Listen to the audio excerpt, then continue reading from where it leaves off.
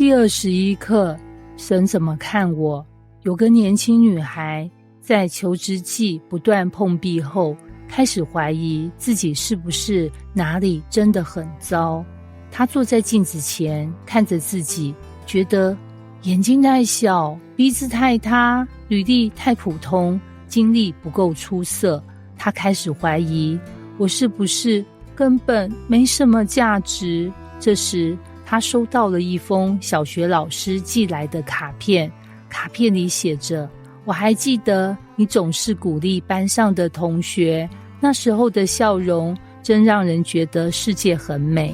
那一刻，她的眼泪掉了下来。原来别人眼中的她和她自己以为的完全不同。那你呢？你眼中的自己跟上帝眼中的你是一样的吗？我们活在标签的世界，从小我们就活在别人定义我们的世界中。考试成绩决定你是不是聪明，外表决定你是不是好看，学历、收入、职业决定你是不是成功，社交媒体上的赞数决定你是不是受欢迎。你是否也曾在某些夜晚悄悄问自己，如果我把这些都拿掉，我还剩下什么？还有谁会在乎我？世界看重的是表现、成就、地位，但神看得更深。我们以为神怎么看我们呢？很多人一提到神怎么看我，脑中立刻浮现，他应该觉得我很糟吧？我没去教会，没读圣经，他应该很失望。我有过一些不堪的过去，他会不会讨厌我？这些想法其实来自我们对神的误解。我们以为神是那种老师型的神，老是在看我们有没有犯错，做功课没，成绩有没有进步。但圣经所描述的神跟你想的可能完全不一样。神眼中的我们是怎样的呢？圣经在诗篇139篇说，我未成形的体质，你的眼早已看见了，你所定的日子，我尚未度一日，你都写在你的册上了。诗篇139篇16节。意思是什么？你还没出生，他就知道你，你的一生还没开始，他就已经把你的故事写在心上。神不是在你做对事时才爱你，而是在你还什么都不是的时候就已经选择爱你。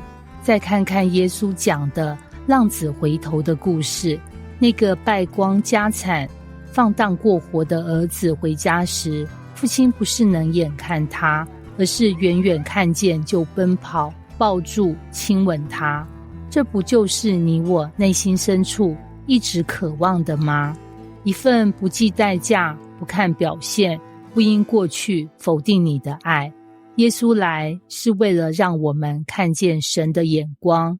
耶稣不是来让你变得更乖，不是来增加你一个宗教身份，他来是为了让我们知道，神不是高高在上的审判者，而是主动靠近，理解你，为你而来的那一位。在约翰福音8章，有个女人犯了罪，被人抓到，众人准备用石头打死她。耶稣却对众人说，你们中间谁是没有罪的，就先拿石头打他吧。结果所有人都走了。最后耶稣对那女人说，我也不定你的罪，去吧，从此不要再犯罪了。神的眼光不是停留在你做错什么，而是看见你还有可以重来的机会。他知道你依然爱你。我们有时候会这样想，如果他真的知道我，就不会爱我了吧？但事实刚好相反，他知道我们的一切，却仍选择为我们而死。罗马书5章8节说，唯有基督在我们还做罪人的时候为我们死，神的爱就在此向我们显明了。换句话说，上帝不是等你变好才要你，而是你最软弱、最失败、最羞愧的时候，他就愿意接住你。你在别人眼中可能只是一个人，但在神眼中，你是他创造的孩子。